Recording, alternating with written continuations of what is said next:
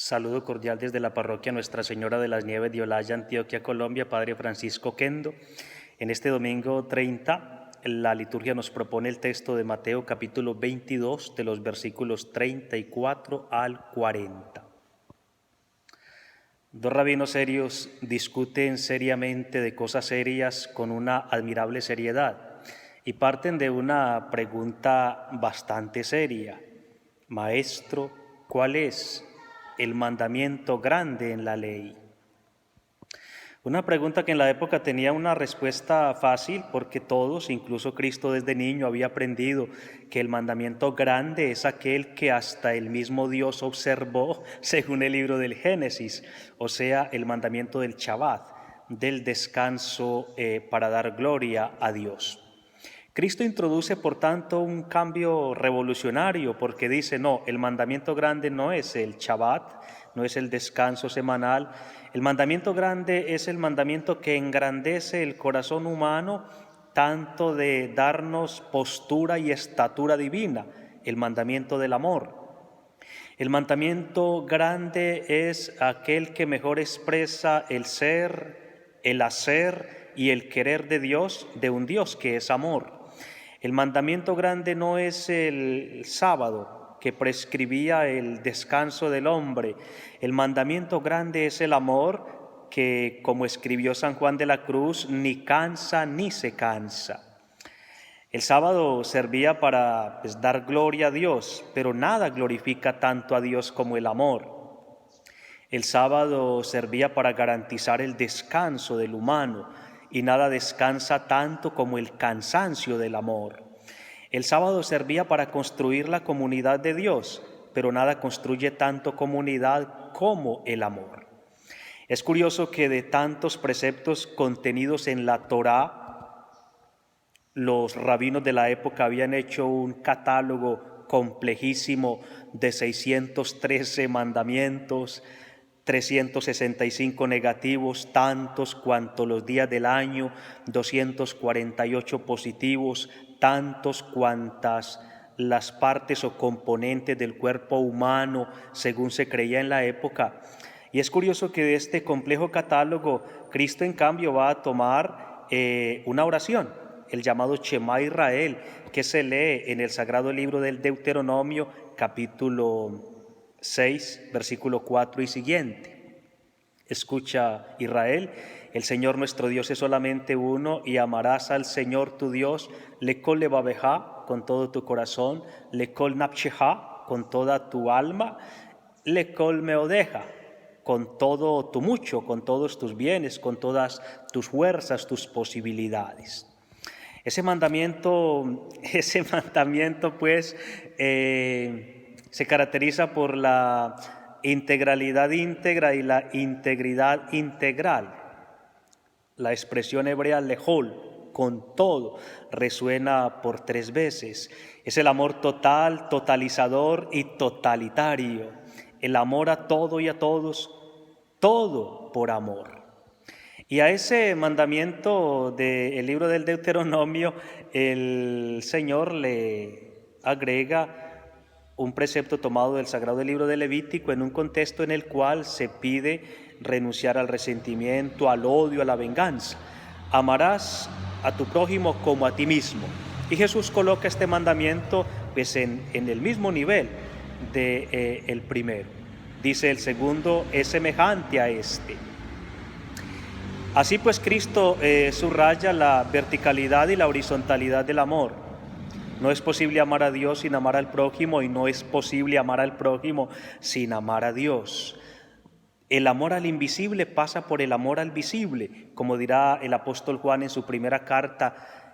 ¿Cómo puedes decir que amas a Dios a quien no ves si no amas al hermano a quien ves? Ese es pues el mandamiento grande según el Señor. Amarás al Señor tu Dios con todo tu corazón. No es reducir el amor a sentimentalismos. El corazón para el hebreo era el centro de las decisiones. Hoy sabemos por neurociencias y por la psicología que estudia la toma de las decisiones, sabemos que las decisiones pues, se toman con el cerebro. En cambio, en la época de Cristo se pensaba que las decisiones se tomaban con el corazón. Por tanto, lo que Cristo está diciendo es, Dios debe ser tu mejor decisión y ha de orientar toda tuya decisión. Y lo amarás con todo tu corazón, no con una parte del corazón. Dios, Señor de tu corazón, porque tu corazón es para el Señor. El apóstol Pablo en la segunda lectura de Primera Tesalonicenses nos ha recordado precisamente que la conversión consiste en vaciar el corazón de los ídolos para llenarlo de un Dios amor, del amor a Dios. Lo amarás con toda tu alma, dice el Señor, es decir, con toda tu vida. Si hay algo que tiene que llenar cada día de tu agenda, cada día en tu calendario, es el amor a Dios. No puedes reducir el amor a algunos días, no lo puedes amar el domingo y no amarlo el resto de la semana, ni lo puedes amar solo unas horas y otras no, unos minutos sí y otros no. Lo amarás con toda la vida, dice el Señor. Y lo amarás con toda tu mente. Aquí este es el cambio más importante, porque el texto del Deuteronomio dice, lo amarás le colme o deja, lo amarás con toda tu fuerza, con todas tus posibilidades y capacidades. Cristo cambió esa parte por lo amarás con toda tu mente, según Mateo. Y eso ya es muy significativo, porque el Señor está pidiendo que hay que amar con corteza prefrontal, que el amor no puede reducirse a una simple emoción o sensación. El amor debe ser emoción razonada y razón emocional. Y esto es muy importante en una época como la nuestra, en la cual el posmoderno pasó de la razón a la emoción y la sensación. Hoy hay mucha gente que toma opciones religiosas por sensaciones y emociones, porque allí me siento bien, porque allá siento emociones particulares. El Señor está diciendo, el amor es eso, pero no es solo eso. Tienes que amar con mente, tienes que amar con razón. A las hormonas hay que ponerle algo de neuronas. Ama con corteza prefrontal, porque ese es un componente del amor. Estoy pensando aquí en la llamada teoría triangular del amor que propuso el psicólogo Stenberg, que decía que el amor tiene 3 componentes: pasión, intimidad y decisión y compromiso. El amor tiene que tener razón, decisión. Precisamente por eso es objeto de mandato, porque es una decisión que debe guiar y sostener tu vida. Y además, eso implica que hay que ponerle mente al amor, hay que racionalizar en el amor. El filósofo Descartes decía que el amor es ciego, pero que hay que devolverle el goce de la vista. Hay que ilustrar la fe, hay que educar el amor, hay que ponerle mente al amor. Un amor culto da culto al Dios amor. Y amarás a tu prójimo como a ti mismo. ¿Qué tipo de relación tienes que vivir con tu prójimo? Dice el Señor, pues una relación de amor, no otra. Y en ese mandamiento pues está contenido lo que llamamos principios básicos de toda ética. El principio de la no maleficencia. Amar al prójimo significa no le harás daño al prójimo. Romanos, carta a los Romanos, dice el apóstol Pablo, el que ama no le hace daño al prójimo. Y el principio de la beneficencia. Amar al prójimo significa harás bien al prójimo. Y harás bien al prójimo iniciando por aquellos que están más necesitados. Es lo que nos ha recordado la primera lectura, el Sagrado Libro del Éxodo, capítulo 22, donde se pide el amor a la viuda, al extranjero, al huérfano, que eran pues las categorías sociales más desprotegidas, las que no contaban en la época. El amor preferencial, la preferencia amorosa para con los que más lo necesitan, es lo que nos pide el Señor. Por eso decía San Agustín, ama et facuot vis, ama y haz lo que quiera.